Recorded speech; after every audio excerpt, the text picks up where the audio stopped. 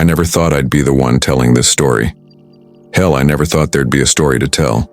But here I am, sitting in this empty house that used to be full of life, full of laughter, full of everything that made sense in this world. And I'm about to tell you what really happened between me and my brother.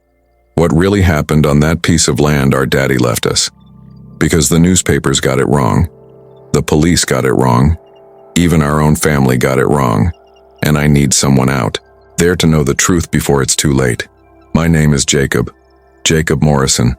And this is about me, my brother Thomas, and 300 acres of Tennessee soil that destroyed everything we ever loved. Let me take you back to where it all started. Not to the day of the incident, no. That would be too easy. This story begins way before that. It begins on a summer evening in 1993, when I was 8 years old and Thomas was 10. We were standing in the back 40 with our daddy, watching the sun paint the sky orange and purple over the cornfields. Daddy had his hands on both our shoulders, and he said something I'll never forget. He said, "Boys, this land has been in the Morrison family for 4 generations. It's not just dirt and crops, it's our legacy, it's our blood. And one day when I'm gone, it'll be yours to protect." Thomas looked at me that day with this big smile on his face, and he said, "We'll take care of it together, Jake, forever." And I believed him. God, help me. I believed every word. Fast forward 28 years. Daddy passed away in the winter of 2021. Lung cancer took him fast, faster than any of us expected. One day he was strong as an ox. The next he couldn't get out of bed. The funeral was small, just family and a few folks from town. Thomas flew in from Atlanta, where he'd been living for the past 12 years, working some corporate job I never fully understood. Something with investments and portfolios. He wore an expensive suit and had this air about him, like the country life was beneath him now. But when they lowered Daddy's casket into the ground, I saw tears streaming down his face. And for a moment, he was just my big brother again. The reading of the will happened 3 days later in old Mr. Henderson's office downtown. The room smelled like leather and old books, and I remember my hands were sweating, leaving marks on the armrests of that antique chair. Mr. Henderson adjusted his glasses and read out Daddy's wishes in that slow, careful way lawyers do. The house went to Mama, which made sense since she was still alive and living there. Some savings were split between us. And then came the land. All 300 acres, split right down the middle. 150 for me, 150 for Thomas. Equal shares, fair and square. Except nothing about it felt fair to me. I'd been the one working that land for the past 15 years. I'd been the one waking up at 5 in the morning to check the irrigation systems. I'd been the one fixing fences, negotiating with suppliers, dealing with droughts and floods and everything in between. Thomas had left for the city, chasing bigger dreams, better money. And now he was getting half of everything I'd built, half of everything I'd sweated and bled for. But I didn't say anything that day. I just nodded, shook Mr. Henderson's hand, and walked out into the cold February air. Thomas caught up with me in the parking lot. He put his hand on my shoulder, same way Daddy used to, and he said, "Jake, I know this might seem complicated, but we'll figure it out. We're brothers. We're family." And I wanted to believe him. I really did. But there was something in his eyes, something I couldn't quite place, something that made my stomach turn. The first few months were okay. Thomas went back to Atlanta and I kept working the land like I always had. He'd call every couple weeks, ask how things were going, and I'd give him updates. The corn was doing well. The soybeans were struggling with the heat. Normal stuff. But then summer came, and everything changed. Thomas showed up unannounced on a Tuesday morning in July. I was in the barn checking on equipment when I heard his car pull up. He got out wearing jeans and a polo shirt, trying to look casual, but I could see the tension in his shoulders. He said we needed to talk. Said he'd been thinking about the land, about opportunities, about the future, and then he dropped the bomb. He wanted to sell his half to a development company, some corporation out of Nashville that wanted to build a subdivision. cookie-cutter houses for city folks looking for a taste of country living. He said they were offering $2 million for his 150 acres. I felt like someone had punched me in the gut. Sell the land? The Morrison land? The legacy Daddy had made us promise to protect? I looked at Thomas like he'd grown a second head. I said, "You can't be serious. This is our family's heritage. This is everything Daddy worked for, everything his daddy worked for." But Thomas just shook his head. He said times were changing, said we couldn't be sentimental about business decisions, said $2 million could change our lives. That's when I understood. Thomas didn't see the land the way I did. To him, it was just an asset, something on a balance sheet. He didn't hear Daddy's voice in the wind through the corn. He didn't feel the connection to every tree, every fence post, every square inch of soil. He'd been gone too long. The city had changed him, turned him into someone I barely recognized. I told him no, told him absolutely not. I said if he wanted out, I'd find a way to buy his half, even if it took me 20 years to pay him back. But Thomas laughed, actually laughed. He said I couldn't afford it, that I was barely keeping the farm profitable as it was. And the worst part? He was right. Farming isn't what it used to be. The margins are thin, the expenses are high, and I'd been taking out loans just to keep things running. But I'd rather die than see Morrison land turned into some suburban nightmare. That conversation ended badly. Thomas got angry, said I was being stubborn and stupid, said I was holding on to the past while he was trying to secure our future. We yelled at each other for the first time since we were kids. And when he drove away that day, kicking up dust on the gravel road, I had this sinking feeling that nothing would ever be the same between us. Over the next few months, things got worse. Thomas hired lawyers, said he had the right to develop or sell his portion regardless of what I wanted. I hired my own lawyer, a guy named Pete Robbins who'd done work for Daddy years ago. Pete told me the situation was complicated. Technically, Thomas did have the right to do what he wanted with his land, but there were easement issues, water rights, shared access roads. It would be messy, expensive, and could take years to sort out in court. Meanwhile, surveyors started showing up. Men in orange vests with instruments, mapping out property lines, driving stakes into the ground. Each stake felt like a knife in my heart. I'd watch them from the porch, drinking coffee that had gone cold, wondering how it had come to this, how two brothers who'd once been inseparable had become enemies over the very thing that was supposed to unite us. Thomas came back in October. This time he brought people with him. Executives from the development company, guys in suits who walked around the land like they already owned it, talking about lot sizes and infrastructure. I stood at the property line, the invisible border that now divided my half from Thomas's, and I watched them. Thomas saw me standing there, and for a second our eyes met. I thought I saw something flicker across his face. Regret, maybe? Doubt? But then he turned away and kept walking with his corporate friends. That night, something inside me snapped. Drove into town and sat at Murphy's bar until closing time, drinking whiskey and talking to anyone who'd listen. I told them about Thomas, about the development, about how our family's legacy was being sold off to the highest bidder. Most people were sympathetic. They'd known the Morrison family for generations, but some folks, the younger ones, they said maybe Thomas had a point. Maybe progress was inevitable. Maybe I needed to accept that things change. But I couldn't accept it. Wouldn't accept it. This wasn't just about money or property or even family loyalty anymore. It was about identity, about who I was and what I stood for. Without that land, without the connection to my roots, who was I? Just another guy getting old in a dying town, watching everything he loved disappear. The incident happened on a cold November night. I'd been out checking the fence line on the eastern border, the one that separated my property from Thomas's. I'd heard rumors that construction equipment was being delivered. That breaking ground might happen before the end of the year. I needed to see for myself. The moon was full that night, bright enough to cast shadows across the empty fields. And that's when I saw him. Thomas. Standing alone in the middle of what used to be the back 40, right where Daddy had stood with us all those years ago. I don't know what made me walk over there. Maybe it was the whiskey I'd been drinking.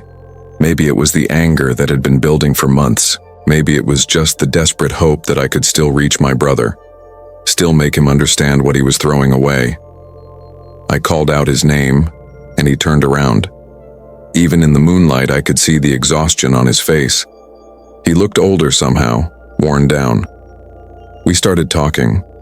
At first it was calm, civil even. I asked him if he remembered that day with Daddy, the promise we'd made.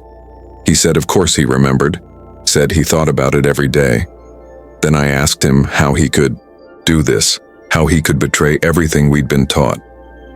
And that's when his voice changed. He said I didn't understand. Said he had problems I knew nothing about. Financial problems.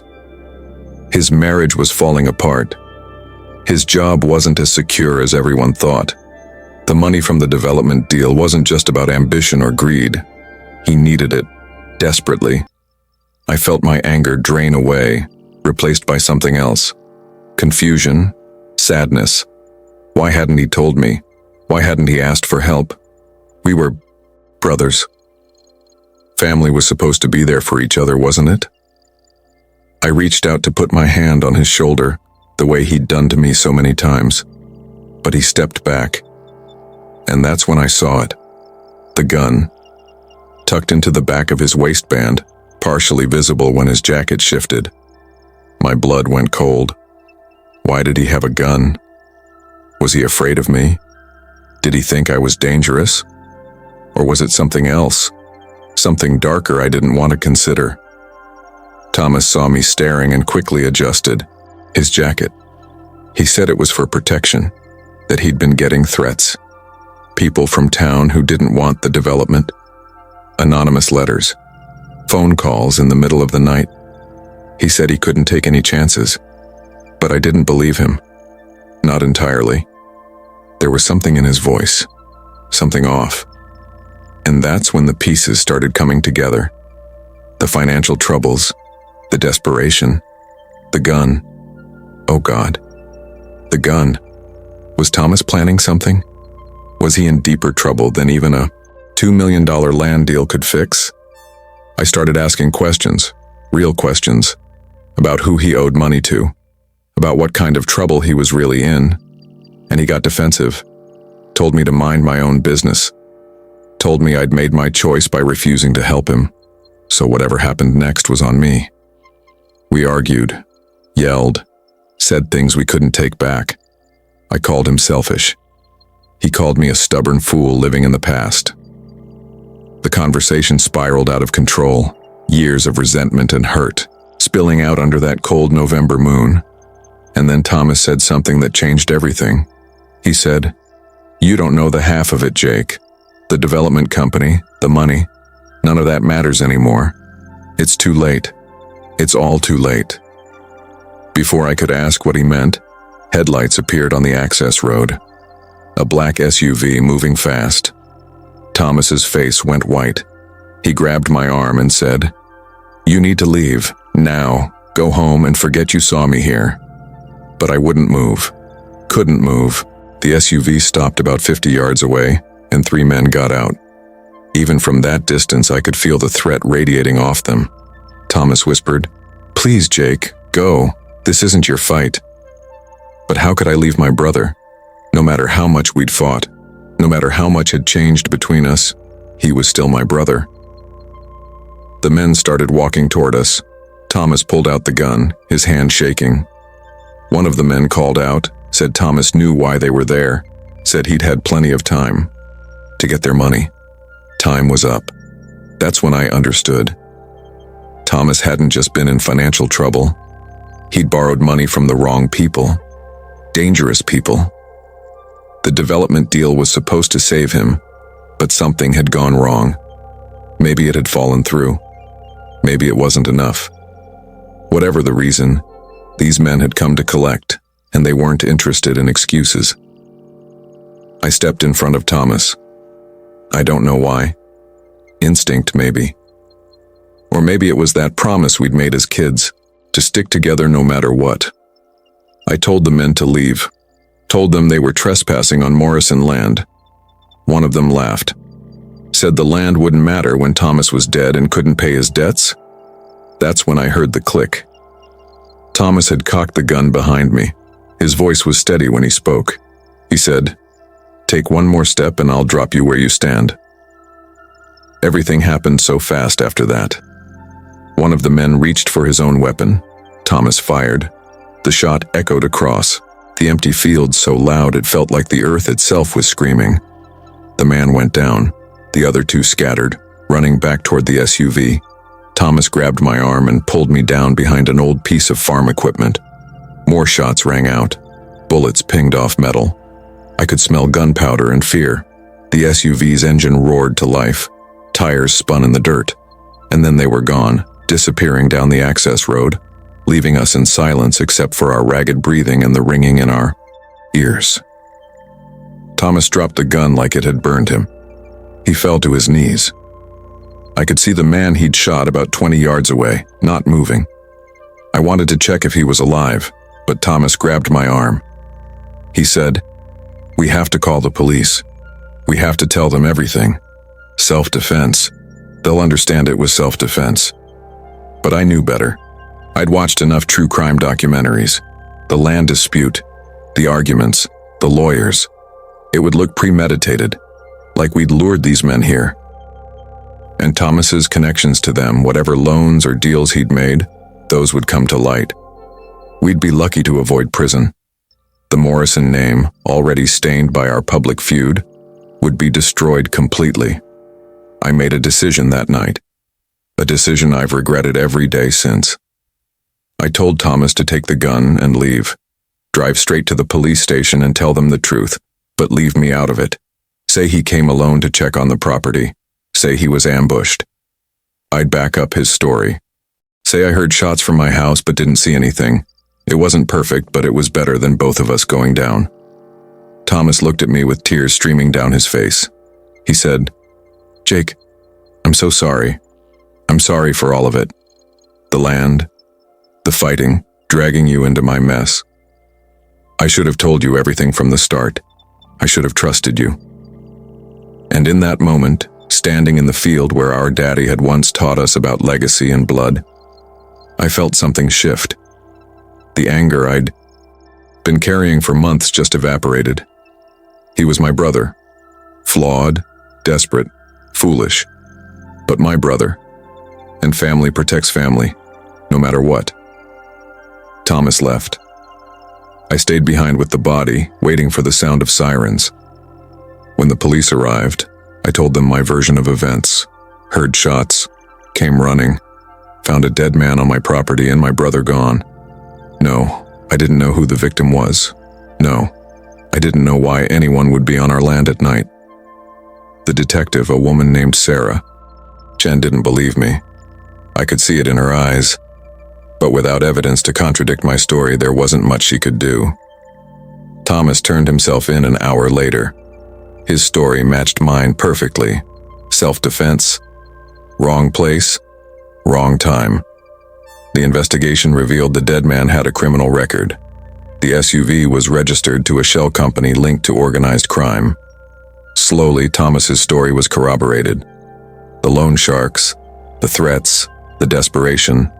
Public opinion shifted. My brother wasn't a murderer. He was a victim who'd fought back. The charges were eventually reduced. Thomas served 18 months for illegal possession of a firearm and got probation for the rest. The development deal fell through, of course. The company wanted nothing to do with a property connected to a shooting. But something unexpected happened. While Thomas was in prison, I kept working both halves of the land, kept it productive, kept it alive. And I realized something. The land wasn't what had divided us. Our inability to communicate, to trust each other, to ask for help when we needed it most, that's what had torn us apart. Thomas was released 4 months ago. He came straight here, to the house, to the land. We sat on that same porch where I'd watched the surveyors and we talked, really talked for hours. About Daddy, about our mistakes, about what happens next. And Thomas said something that surprised me. He said he didn't want his half of the land anymore. Not because he didn't value it, but because he finally understood. This was my calling, not his. This was where I belonged. He wanted to sign his portion over to me, no payment required. Just one condition, that I'd let him visit whenever he wanted. Let him bring his kids here someday, teach them about their roots, about the Morrison legacy. I agreed. Of course I agreed. The papers were signed last week. All 300 acres are mine now. But I don't feel like I won anything. If anything, I feel like we both lost. So much time, so much trust, so much of what made us brothers. The land is whole again, but our relationship is still healing. Maybe it always will be. So why am I telling you all this? Why am I sitting here in this empty house, sharing my family's darkest secrets with strangers on the internet? Because I need you to understand something. Land, money, inheritance, none of it matters if you lose the people you love in the process. Thomas and I almost destroyed each other over 300 acres of Tennessee soil. We let pride and stubbornness and fear drive us apart. One man died because we couldn't figure out how to talk to each other like adults, like brothers. If you're in a fight with someone you love over property, over money, over anything, please learn from our mistakes. Pick up the phone, swallow your pride. Ask for help before it's too late. Because I'm sitting here now with all the land I ever wanted, and it feels hollow, empty. I'd give every acre back if it meant I could have those years with Thomas again. If it meant that man who died on our property could go home to his family. If it meant we'd honored Daddy's memory the way he deserved. The Morrison land is whole again, but I'm not sure Thomas and I ever will be. And that's the real cost of divided land and spilled blood. That's the price we paid for refusing to bend. I just hope our story can save someone else from making the same mistakes. Because legacy isn't just about land or money or what you leave behind. It's about the relationships you protect while you're still here. And nothing, absolutely nothing, is worth losing that.